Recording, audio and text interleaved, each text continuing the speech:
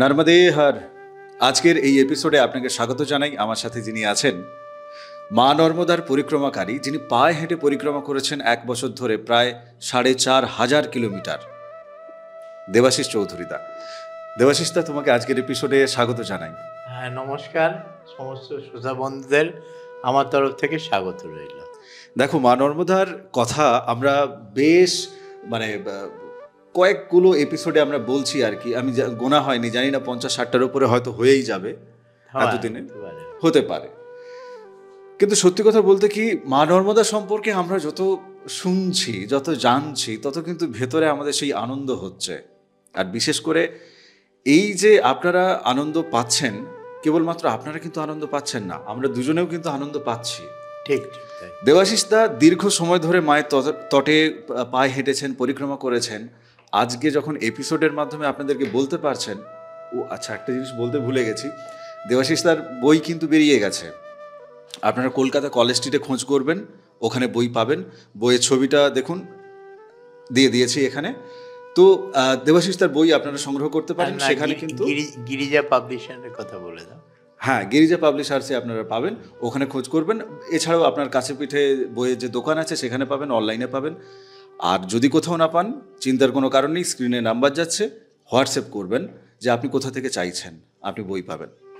দেবাশিসদা, তুমি আমাকে বলো, মায়ের তটে যখন তুমি পরিক্রমা করছো, সেখানে কোনো একটা অদ্ভুত তীর্থস্থান যেখানে তোমার মনে হয়েছে যে, দেখো, এই প্রশ্নটা আমি কিন্তু বারবার করি, আপনারাও জানেন এটা।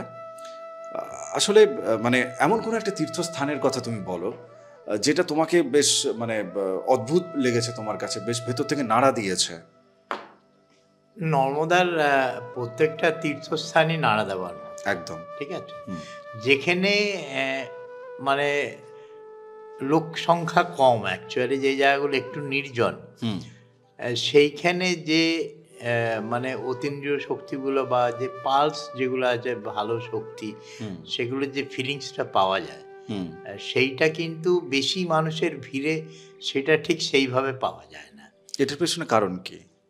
এর পেছনে কারণ আমার যা মনে হচ্ছে, দেখো, এটা তো টোটালটাই ভাইব্রেশন। তুমি যে ফিলিংসটা পাচ্ছ, তোমার মনের ফ্রিকোয়েন্সি আর ওই লোকাল ফ্রিকোয়েন্সি দুটো যদি এক হয়ে যায়, সেক্ষেত্রে তোমার ফিলিংসটা অনেক বেশি অনুভূতি হয়। এটা তো বিজ্ঞানী বলছে, যে কোনো দুটো ফ্রিকোয়েন্সি ম্যাচ করলে তার পাওয়ার অনেক বেড়ে যায়। আর যেখানে মানুষের ভিড়, সেখানে ধরো যত মানুষের ভিড়, তাদের এক একজনের এক এক রকম ফ্রিকোয়েন্সি, তো ন্যাচারালি ফ্রিকোয়েন্সিগুলো ঠিক সমান তালে ওর স্পন্দিত হয় না। তুমি বলতে চাইছো, একটা যদি শান্ত স্থির জল হয়, পুকুর হয়, বা একটা বাটি জলও যদি হয়, যে জলটা শান্ত হয়ে আছে, একটাই কিছু পড়লো টুপ করে, সেখানে তরঙ্গটা কিন্তু সুন্দরভাবে তৈরি হবে, আন্দোলনটা তৈরি হবে। সেখানে আন্দোলনটা যে হলো সেটা চিনতে পারবেন, বুঝতে পারবেন, বেশি ফ্রিকোয়েন্সি পাওয়া যাবে। কিন্তু ওই জলটা যদি সবসময় তরঙ্গায়িত হচ্ছে, ভাইব্রেট হচ্ছে, এলোমেলো নানান দিক থেকে টোকাটুকি চলছে, তাহলে সেখানে আলাদা করে কিন্তু ফ্রিকোয়েন্সিকে ঠিক ধরা যাবে না, সবারটাই জড়িয়ে আছে। হ্যাঁ, এটাই হয়, দেখেছি আমি ম্যাক্সিমাম জায়গাতেই। তো তুমি কোন জায়গার কথা শোনাবে? কোন জায়গার কথা শোনাবো না? আচ্ছা, তুমি তো মাঝে মাঝে জানতে চাও কোথাও কিছু অদ্ভুত ঘটনা হয়েছে কিনা, এরকম। একদম একদম। তো নর্মদার তো প্রতি পদে পদেই অদ্ভুত, বুঝেছো তো? তো কোনটাকে ভালো আর কোনটা খারাপ, কিন্তু যেগুলো আমার মনে স্ট্রাইক করেছে তার মধ্যে একটা ঘটনা বলি। আমরা বর্তমানে গুজরাটে যেখানে বল্লভভাই প্যাটেলের স্ট্যাচুটা হয়েছে, তার সামনে উত্তর তটটা হচ্ছে তোমার আদিতেশ্বর মহাদেব রয়েছে। বর্তমান দিনে খুব কম মানুষ ওখানে যায়, কেন তার আগে থেকেই রাস্তাটা বাঁহাতে ঘুরে গেছে, আর আদিতেশ্বর যেতে গেলে স্ট্রেট যেতে হবে তোমাকে। তো লোকে হাঁটতে কম হবে বলে ওটা অ্যাভয়েড করে। এনিওয়ে, আমি আদিতেশ্বর মহাদেব হয়ে ওখানে কিছুটা এগুলো পঞ্চমুখী হনুমান আছে, হনুমান মন্দিরে গিয়ে রাত্রিবেলা ছিলাম। আর পরের দিন সকালবেলা যখন ওখান থেকে বেরিয়েছি, ওখানে ছোটি আমবাজি বলে 3-4 কিলোমিটার পরে ছোটি আমবাজি পেয়েছিলাম। এবং জায়গাটায় কিরকম, ধরো চারদিকে ছোটোখাটো জঙ্গলই বলা যায়, জঙ্গলের মধ্যেই, এবং একটা ছোট্ট ঝর্ণা আছে, ঝর্ণার তলে একটা শিবলিঙ্গ, শিবলিঙ্গে ন্যাচারালি জল সবসময় পড়ছে, আর পাশেই একটা বুনো ফুলের গাছ বেশ বড়, সেই গাছ থেকে ফুল ঝরে ঝরে শিবলিঙ্গের উপরে পড়ে। মানে দেখো, ঈশ্বর তার নিজের মানে নিজের যেটা প্রয়োজন বা যেটা আমরা মনে করি শিবলিঙ্গকে জল ইয়ে করতে, তো সেইটা সেই ঈশ্বর যেন নিজেই ব্যবস্থা করে রেখেছে। আর আম্বাজি, ছোটই আম্বাজির ওখানে মূর্তিটা হচ্ছে শিলা পাথরের, মানে যেরকম আমরা দেখি না যে আমাদের লোকাল পশ্চিমবঙ্গের বিভিন্ন শিলা মূর্তি দেখি না, ওই টাইপের ছোটি আম্বাজির মূর্তিটা, অরিজিনাল মূর্তিটা সিঁদুর লিপ্ত লাল করে রাখা আছে। তো ওইখানে আমরা দুপুরবেলা ভোজন টোজন করে তারপর ভাবলাম যে এখানে থেকে একটু এগিয়ে যাই। আমরা 4 জন ছিলাম একসঙ্গে, মানে ওইখানে আগের দিন আমার সঙ্গে আলাপ হয়েছিল বোম্বের একজন ভদ্রলোক মনোহরজির সঙ্গে, আর ইন্দুরি বাবা ছিল, আরেকজন কেউ ছিল আমাদের সঙ্গে, ও না 5 জন ছিলাম, আরও একজন হাজব্যান্ড ওয়াইফ সেখান থেকে আমাদের সঙ্গে এসেছিল। তো বড়িয়াদ গ্রাম ওখান থেকে 12 কিলোমিটার। আমরা রওনা হয়েছি ধরো প্রায় 2টোর পরে। 2টোর পরে সন্ধ্যের আগে 12 কিলোমিটার হাঁটা কষ্টকরই ব্যাপার। আর ওখানকার রাস্তা কোথাও মাঠের উপর দিয়ে যাচ্ছি, কোথাও ক্ষেতের উপর দিয়ে যাচ্ছি, আর কোথাও রাস্তা পেলে কাঁচা রাস্তা দিয়ে যাচ্ছি। তো এইভাবে আস্তে আস্তে একটা গ্রাম পেলাম আমরা, তখন সন্ধে হবে। তো গ্রামে আমরা ভাবলাম যে এই তো বড়িয়াতে পৌঁছতে পারবো না যতটা এসছি, এখন কোথায় আছে জিজ্ঞেস করলাম ওখানকার লোকাল লোকদের। তো ওরা বললো আপনি এক কাজ করুন, এখানে একটা ছোট্ট মন্দির আছে, ওই মন্দিরে গিয়ে থাকুন, কেন বড়িয়াদ আপনি পৌঁছতে পারবেন না, এই অন্ধকারের মধ্যে আপনি রাস্তা চিনতেও পারবেন না, কেন ম্যাক্সিমামই পাকদণ্ডির রাস্তা ক্ষেতের ভেতর দিয়ে, তো আর অন্ধকার হয়ে গেলে ডেন্স অন্ধকার ওখানে, মানে এমনিতেই মানে বিকেলের দিকে আর কি, মানে ওই 4টে, 4:30, 5টার পর ঝুপ করে যেন একটা হট করে একদম অন্ধকারটা নেমে যায় পাহাড়ি এলাকায়। আর আমরা গিয়ে তখন ছোট্ট মন্দির মানে কি কত হবে, ওই ধরো 7-8 ফুট বাই 7-8 ফুটের একটা ছোট্ট মন্দির, আর বারান্দাটাও 4 ফুট বাই 4 ফুটের একটা ছোট্ট বারান্দার মতো করা আছে। আর ওর চারদিকে বড় বড় ওই পাট গাছ, যেরকম গাছ হয় না ওরকম বোধহয় কোনো অন্য কোনো গাছের দেওয়া না, কোনো বাউন্ডারি নেই। আচ্ছা, মানে ওই গাছগুলো জঙ্গলের আকার নিয়েছে, কিন্তু গ্রামের একদম শেষ প্রান্তে ওখানে। আচ্ছা, তা আমরা ওখানে এসে পাশেই দেখলাম একটা জলের রিজার্ভার আছে, মানে ওইখানে থেকে হয়তো গ্রামে জল টল সাপ্লাই হয়, তো রিজার্ভারে ওভারফ্লো হয়ে জল পড়ছিল দেখে আমরা গিয়ে সবাই স্নান করলাম।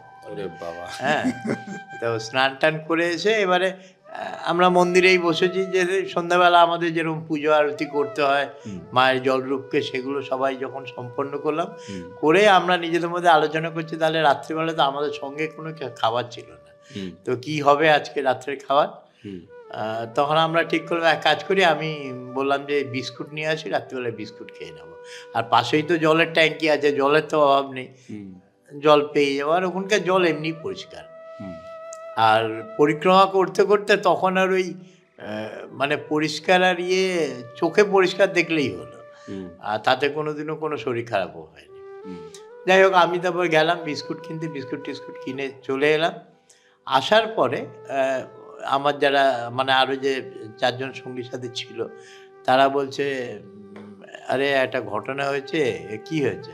বললো গ্রাম থেকে একজন এসেছিল, মানে যেহেতু আমরা ওই পুজো পাঠ করেছি, পুজো পাঠের মধ্যে ঘন্টায় বাজাতে হয়, তারপর প্রদীপ জ্বালিয়ে আরতি করতে হয়, ওই আলো দেখে গ্রামের একজন এসেছিল, একটা আদিবাসী কেউ, ওটা আদিবাসীদেরই গ্রাম মেনলি। আচ্ছা, আদিবাসী কেউ একজন এসেছিল, এসে আমাদের দেখতে পেয়েছে, দেখে বলেছে, জিজ্ঞেস করেছে যে তোমরা এখানে এসছো, তো বলেছে সবাই যে বড়িয়াদ গ্রামে যাওয়ার ছিল, আমরা রাস্তা পাইনি, এখানে রয়ে গেছি রাত্রিবেলা, তো রাত্রিবেলা কি খাবে তোমরা?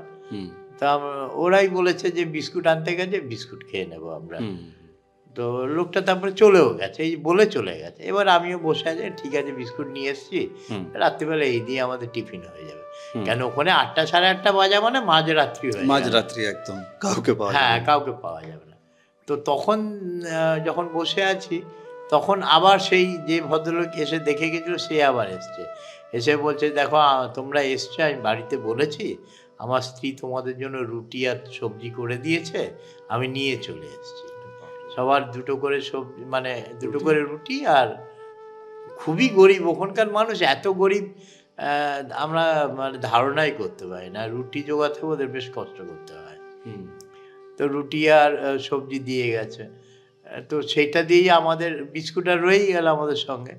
তো এইগুলো তো দেখো, এগুলো তো একটা অদ্ভুতই ঘটনা। মানে যারা পরিক্রমা করেছে পায়ে হেঁটে করুক আর গাড়িতেই করুক, প্রতি পদে পদে কিন্তু তুমি এর নিদর্শন পাবেই, বুঝেছো তো? কেন পরের দিন সকালবেলা আমরা ওখান থেকে গেলাম বড়িয়াদ গ্রামে। আর বড়িয়াদ গ্রামের যিনি মানে বিখ্যাত খুব ওই গ্রামের জিলিপি মাতা বলে একজন মাতাজি আছে। ভদ্রমহিলার ধরো বয়স 50-55 হবে। উনি আর ওনার স্বামীর হচ্ছে জিলাপির দোকান। আচ্ছা, আমি এই ঘটনাতে যাব, আমাকে মাফ করবেন। আমার একটা জিনিস না, মানে এই গল্পের ছলে ছলে, মানে গল্পের তালে তালে আর কি, এটা তো যাদের জীবনে ঘটেনি, যারা শুনছে এখন তোমার মুখ থেকে, তাদের কাছে এটা গল্পই বটে। অনেকের বিশ্বাস করতে অসুবিধে হবে, আবার যারা মা নর্মদাকে জানতে শুরু করেছে তারা এটা বিশ্বাস করবে তোমার এই কথা। কিন্তু আমি প্রশ্ন করছি অন্য জায়গায়।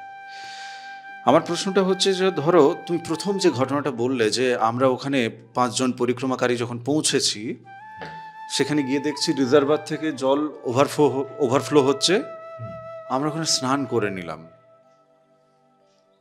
তারপরে তুমি বলছো যে চোখে যদি দেখি যে পরিষ্কার জল, তাহলে সেই জল পরিষ্কারই আছে এবং কিছুই হয় না। আমার প্রশ্নটা এই জায়গাতেই, আমি ঘটনাটা মনে করানোর জন্য আপনাদেরকেও বলছি, কথাগুলো তুললাম আর কি, যে একটা পরিক্রমায় চলতে চলতে চলতে চলতে তুমি যখন চলছো, তুমি তো সেই মানুষটা, যে মানুষটা কলকাতার এই বাড়িতে দীর্ঘ সময় আছো, এখানে তোমার ফিল্টার চাই, এই চাই, ওই চাই, ওখানে কি তুমি ওভারফ্লো হচ্ছে জল, মানে কেউ যদি ছবিটা যদি চোখের সামনে ভাসে, জল ওভারফ্লো হচ্ছে একটা মানে রিজার্ভার থেকে, 5 জন পরিক্রমাকারী এসে সেখানে ব্যাগ ড্যাগ রেখে দেখলো, আরে বাবা জল ওখানে পাওয়া যাচ্ছে, চলো যাই স্নানটা করে নিই, ক্লান্তি দূর হবে।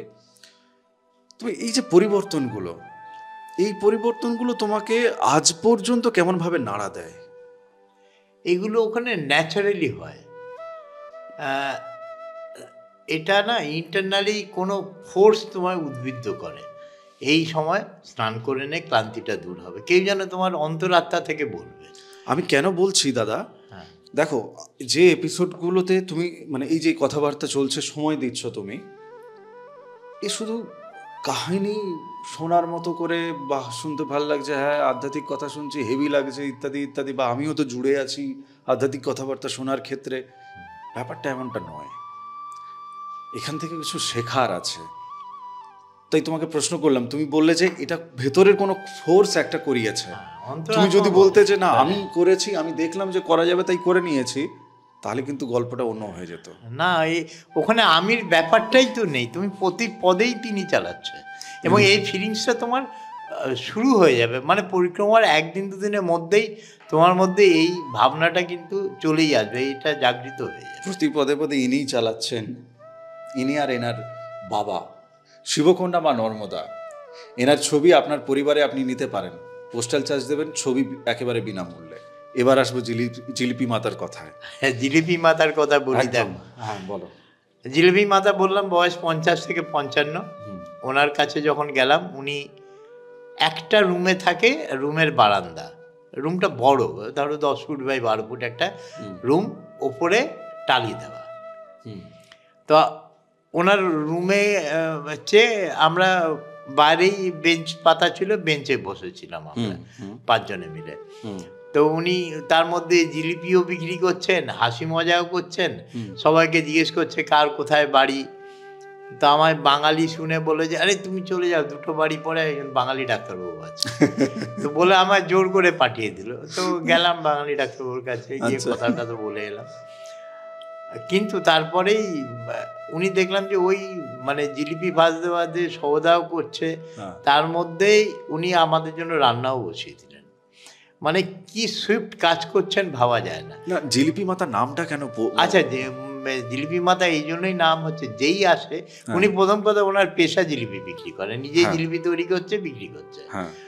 আর দ্বিতীয় ওনার নামের প্রচার হয়েছে কেন, ওই গ্রামে যত পরিক্রমাকারী আসে সবার খাওয়ার ব্যবস্থা উনিই করেন। ওরে বাপরে।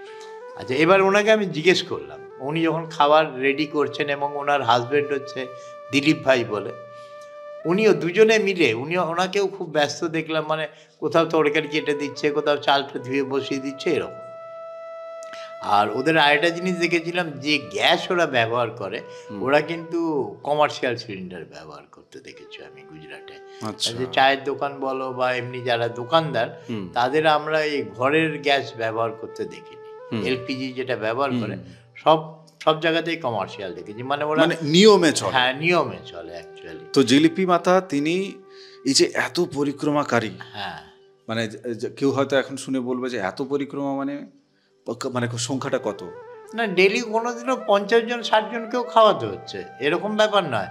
ইভেন ওনার পরে আমি জিজ্ঞেস করেছিলাম, বললো যে আমার দুই মেয়ে শহরে থাকে, ওরা মাস্টার, কেউ এমএড করছে আর আরেকজন কি, মানে মোট কথা মাস্টার ডিগ্রি করছে, মানে ছেলে মেয়েদেরও শিক্ষিত করছে। বলে আমার যা রোজগার হয় জিলিপি টিলিপি বিক্রি করে, আর ওনাদের ওইখানকারই লোক, মানে চাষের জমির থেকে খাওয়া দাওয়া হয়ে যায়, তো পরিক্রমাকারীদের আমরা খাওয়াতে পারি, আনন্দ পাই। মানে এই যে সেবাটা করেই তারা আনন্দ পাচ্ছে অ্যাকচুয়ালি। আমরা যেরকম লোকের কাছ থেকে ধন পেলে আমাদের হ্যাঁ ছিনিয়ে নিয়ে আমরা আনন্দ পাই, ওদের ঠিক তার রিভার্স অ্যাকচুয়ালি। আসলে এটা রিলেটেড আরেকটা প্রশ্ন। স্থান বিশেষে মানুষের প্রকৃতি বদলে যায়। তুমি যখন কলকাতার বাড়ি থেকে পরিক্রমায় গেছো, তুমিও বদলে গেছিলে, স্বাভাবিক। তো মায়ের তটে এই কলিযুগেও আজও তুমি মানে যে কথাগুলো বলছো, তো খুব কয়েকটা বছর আগেকার কথা, 2019-20 কথা তুমি বলছো। তো ওখানকার যে এই যে প্রাকৃতিক যে পরিবর্তন এবং তার সাথে সাথে মানুষের ভেতরকার প্রকৃতির ভেতর যে পরিবর্তন, হ্যাঁ, এই যে ভক্তি ভাব ইত্যাদি ইত্যাদি যেগুলো তুমি লক্ষ্য করেছো, তো সেক্ষেত্রে মানে এর পেছনে কারণ কি? সেটা কি কেবলমাত্র মা নর্মদা, নাকি নর্মদা প্লাস হচ্ছে আশেপাশের ভাইব্রেশনও আছে? কেন, তুমি নর্মদার দুই দিকে, মানে দুই তটের বলে যে 10 থেকে 15 কিলোমিটার অবধি যত মানুষ আছে সবার মধ্যেই এই ভাব। এটা নর্মদা মা বা মহাদেবের আশীর্বাদই বলো তাদের উপরে, বা প্লাস হচ্ছে কত সাধু সন্ত দেবতা ওখানে সাধনা করে গেছে, তাদের যে ওই মানে মানুষের মঙ্গল করার যে ইচ্ছে শক্তি, সেগুলো তো বিচরণ করছে, তো সেই ভাবগুলো এফেক্ট তো করবেই। যে জিলিপি মাতা তোমাদেরকে খাওয়ালো, হ্যাঁ, কি খেতে দিল? খুব সামান্য ওখানের খাওয়ার, মানে কি যা খেতে হয়, ডাল ভাত, ব্যাস। তো খুব মানে কপাল ভালো হলে একটু আচার পেলে। জিলিপি পাও নেই? আর জিলিপি সকালবেলা গেলে জিলিপি খাইয়েছে, নাস্তা বলতে জিলিপি। আচ্ছা, সবাইকে 4-5টা করে জিলিপি দিয়েছে, খাওয়ার গরম গরম ভেজে দিচ্ছে। তুমি যখন হাজার হাজার কিলোমিটার পথ হাঁটতে হচ্ছে, ওটাই তো অমৃত গো তখন জিলিপি। ও, আর প্লাস চা করে দেওয়া। সবচেয়ে বড় কথা কি বলতো, ওনাদের চোখে মুখে যে একটা তৃপ্তির ভাব আসে, তোমাকে আনন্দ দিতে পেরে ওনার ভেতরে যে তৃপ্তিটা, সেইটা মানে সেটা অ্যাকচুয়ালি সেটা দেখারই জিনিস অ্যাকচুয়ালি। তো সেই ভাবের সাথে পুণ্যলোভী যে মানুষের ভাব, মানে একজন মানুষ তিনি পুণ্য করছেন ভেবে তিনি কাজ করছেন, পুণ্যলোভী মানুষের যে চেহারা আর ওনাদের চোখ মুখের ভাব, তোমার কি এক মনে হয়েছে না আলাদা মনে হয়েছে? মানে পুণ্যের জন্য করছে বলে মনে হচ্ছে কি? না, সেরকম কোনো ব্যাপারই নেই, আমার তো মনে হয়নি সেটাই। মানে এটা না, ওইখানকার হয়তো ওনার বাবা, আমি অনেক জায়গায় দেখেছি তারা পুরুষানুক্রমেই করছে এই জিনিসগুলো, তো তারা ছোটবেলা থেকে দেখে এসছে, তারা সেটাই শিখেছে, তাদের সেই অভ্যাসই এখনো রয়ে গেছে। জিলিপি মাতার কথায় আমি যাব, যেহেতু জিলিপির প্রসঙ্গ উঠেছে, মিষ্টির প্রসঙ্গ উঠেছে, পরিক্রমাকালে মিষ্টি পাওয়া মানে অমৃত পাওয়া। আমি আমার একটা ছোট্ট ঘটনা বলছি। স্বামী সমর্থ আশ্রম, মা নর্মদার পাড়েই, প্রচুর হাইট ওটা। স্বামী সমর্থ আশ্রমে আমরা যেদিন যাচ্ছি, প্রায় ওদিন মানে দুপুরবেলা খাওয়ার জোটেনি, সকালবেলা অল্প কিছু পোহা খেয়েছিলাম, তারপরে চলতে চলতে খাওয়ারই জোটেনি আর, অথচ গাড়িতে খাবার আছে। মনে হচ্ছে হ্যাঁ ঠিক আছে একটু সামনে চলে যাই, তারপরে গিয়ে খাবো, খাবারই জোটেনি। রাস্তায় আমি মিষ্টির দোকান খুঁজতে খুঁজতে যাচ্ছি, মানে যেখানেই কোনো দোকানে আসছে, অনেক তো ছাড়া ছাড়া দোকানে আসছে, যখনই কোনো দোকানে আসছে এখানে ঘাড় বাড়িয়ে দেখছি মিষ্টির দোকান। একটা জায়গায় মিষ্টির দোকান পেয়েছি, কালো কালো কি মিষ্টি, দেখে ভক্তি হয়নি, মানে ধরবে কি খাবো। মাকে ডাকছি, মিষ্টি কি হবে না। স্বামী সমর্থ আশ্রমে রাত্রিবেলা খেতে দিয়েছে, ওফ এলাই খাওয়া। কম বয়সী একজন সাধু, তার সঙ্গে আরেকজন মাতাজি আছেন, তিনি একটু বয়স্ক। কি আপ্যায়ন, মানে মনে হচ্ছে যে লোকের শ্বশুর বাড়িতে গেলে বোধহয় ওই খাবার দাবার পায় না। রুটি, আচ্ছা, তারপরে জিরা রাইসের মতো করে একটা আছে, তারপর খিচুড়ি আছে একদম শুকনো শুকনো, দুটো সবজি, একটা তো ডাল তো থাকবেই, এবং তার সাথে আর একটা দেখছি ওই বাটিতে করে দিয়েছে ডালের মতো। তো আমি ভাবছি যে এ বোধহয় সাম্বার টাম্বার বা কিছু এইরকম হবে কিছু, তো এসব কারি ফাড়ি হতে পারে, তো কে খাবে, একে খাবো না। তো ওই বাটিটাকে না দূরে সরিয়ে একটু রেখেছি, ঠেলে রেখেছি দূরের দিকে একটু, বাকি সবটা খাচ্ছি, বেশ তৃপ্তি ভরে খাচ্ছি, উফ। তো হঠাৎ মনে হলো যে এটা কি, একবার একটু আঙুল ডুবিয়ে খাই তো। মিষ্টি, নারকেলকে পেশাই করে তার সাথে দুধ, মানে দুধটাকে ক্ষীরের মতো করে সেটাকে দিয়ে একটা পুরো উনি মিষ্টি একটা তৈরি করেছেন। এবার ঘটনাচক্রে ওনার ওই মিষ্টি খাওয়ার পরে, মানে আমি মিষ্টি খেতে গিয়ে উনি তখন আবার সবাইকে বলছে প্রভু और क्या चाहिए। তো আমি তখন ওনাকে হাত জোড়ো করে বসে খাচ্ছি, তো হাত জোড়ো করে আমি ওনাকে বলছি যে आज दोपहर से मेरा मतलब ये मिठाई खाने के लिए बहुत दिल चाह रहा था और मैया ने पूरा कर दिया। এরপরে ওনার সাথে বন্ধুত্ব হয়ে গেছে। ঠিক, পিএইচডি করেছেন, এখন ওনার 40-42 এইরকম বয়স আর কি। অদ্ভুত মানুষ। দেখো এটা আমিও দেখেছি, নর্মদার ধারে তুমি যেটা চেয়েছো সেটা সেই দিনই হোক বা তার পরের দিনই হোক মা পূর্ণ করে দেয়। মানে আমি আমার নিজের কথা বলছি, আমার ওখান থেকে তুমি গেছো বা আমার হেঁটে রাস্তায় প্রচুর বেল গাছ দেখেছি, তো আমার মনে হলো একটা যদি পাকা বেল থাকতো খেতাম বেলটা, মানে তেষ্টাটাও মিটতো, খাবারটাও, সকালে তো খাবার জুটতো না। ঠিক তার একদিন কি দুদিন পরেই ওরকম যাচ্ছি, একটা বেল পড়ে আছে রাস্তায়, এবং মানে মাটিতে পড়লে যেরকম ফেটে যায় সেরকম ফেটে আছে, ওটাকে তুলে ফাঁক করে আরামসে একটু পরে খেলাম। তো প্রত্যেকটা জায়গাতেই তাই হয়েছে, তোমার যেটা মনে উদয় হয়েছে, এবং তুমি অন্য সবার সঙ্গেই কথা যদি কেউ গিয়ে থাকে, প্রত্যেকের জীবনে সেই সেম ঘটনা হয়েছে। কোনো একটা অদৃশ্য শক্তি না তোমায় অবজার্ভ করতে করতে যায়, এবং সেই তোমার যা মানসিক যে ইচ্ছা আছে, তোমার আত্মার যা ইচ্ছা, সেগুলোকে সব পূর্ণ করতে করতে সে যায়। আপনাদের ইচ্ছে কি? আমার কিন্তু ইচ্ছে যে এই ছবি আপনাদের কাছে পৌঁছে দেওয়া, নর্মদেশ্বর শিবলিঙ্গ আপনাদের কাছে পৌঁছে দেওয়া, এবং মা নর্মদার কথা আপনাদের প্রত্যেকের বাড়িতে পৌঁছে দেওয়া, আপনাদের যত আত্মীয় স্বজন আছেন তাদের কাছে পৌঁছে দেওয়া। দেখুন, ঈশ্বর ভাবনা, ঈশ্বর চেতনা আপনাকে আরেকটা জায়গায় পৌঁছে দেবে, মুক্তির জায়গায় পৌঁছে দেবে, শান্তির জায়গায় পৌঁছে দেবে। তো আমরাও একেবারে শুরু থেকে এপিসোডের পথ চলতে চলতে আর কি আরেকটা জায়গায় পৌঁছে গেছি, সেটা হচ্ছে বিরতি, থেমে যাওয়া। এপিসোড কেমন লাগলো সকলে জানাবেন। দেবাশিস তার বই, যারা এতদিন অপেক্ষা করেছিলেন যে বইটা কবে আসবে, বই কিন্তু এসে গেছে, বাজারে এসে গেছে। আপনার কাছাকাছি দোকানে জিজ্ঞাসা করবেন, এবং এই বই আপনি নিন, মাকে জানতে শুরু করুন দেবাশিস তার চোখ দিয়ে, তার লেখনী দিয়ে। দেবাশিস দা, তোমাকে অনেক অনেক ধন্যবাদ জানাই। না, বইটার মধ্যে আরেকটা প্রদীপ বলি, যেটা ধরো আমার ক্ষেত্রে যে অসুবিধা হয়েছিল, আমি তো জানতাম না রাস্তা কোথা দিয়ে কি, জিজ্ঞেস করে করে গেছি, বা আগে পরিক্রমাকারী চলছে তাদের দেখে দেখে গেছি। এই ক্ষেত্রে আমি আমি যেই পথ দিয়ে গেছি, সেই পথের প্রত্যেকটা আশ্রম যা যা আমি পেয়েছি, সেই আশ্রমগুলোর নাম দেওয়া, তার কিলোমিটার দেওয়া, আর তার সঙ্গে সেখানে কি ব্যবস্থা আছে, থাকা খাওয়ার, মানে সদাব্রত, আচ্ছা, মানে শুধু সদাব্রত আছে নাকি থাকার জায়গাও সাথে আছে? থাকার জায়গা থাকেই সব জায়গায়, সদাব্রত না তোমার ওই অন্য ক্ষেত্র আছে, আচ্ছা, মানে আচ্ছা, আচ্ছা, আচ্ছা। রান্না করা খাবার তুমি গিয়ে পাবে। হুম। তো তাতে সুবিধা কি হয়, মানে এই বইটা আমি পেয়েছিলাম পরে, অনেক পরে পেয়েছিলাম উত্তর তটে এসে। তো এতে সুবিধা হচ্ছে যেই হাঁটুক না কেন সে আগে থেকে ঠিক করে নিতে পারবে যে আমি এতটা গেলে আমার শরীর যেরকম আমি এতটা যেতে পারবো, সেই অনুযায়ী গিয়ে আমি রেস্ট নিতে পারবো। যদিও নিজের ইচ্ছা ওখানে চলে না, তাহলেও মনে মনে একটা স্থির করে তো এগোতে পারবে, এই আর কি। তোমার কথা শুনে আমি যেটা বুঝছি যে যারা মানে পরিক্রমার জন্য যাবে বা যারা ওই তীর্থক্ষেত্রগুলোতে যাবেন আর কি, বা মা নর্মদার তটে যাবেন, একটার পর একটা কতগুলো তীর্থক্ষেত্র আছে সেটাও জানতে পারবেন।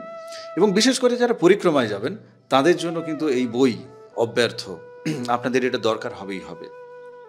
ভালো থাকুন, সুস্থ থাকুন। আগামী এপিসোডে আপনাদের সাথে আবার দেখা হবে। নর্মদে হর। নমস্কার। নমস্কার, নর্মদে হর সমস্ত শ্রোতা বন্ধুদের জন্য। সবাই ভালো থাকবেন, সুস্থ থাকবেন। নমস্কার।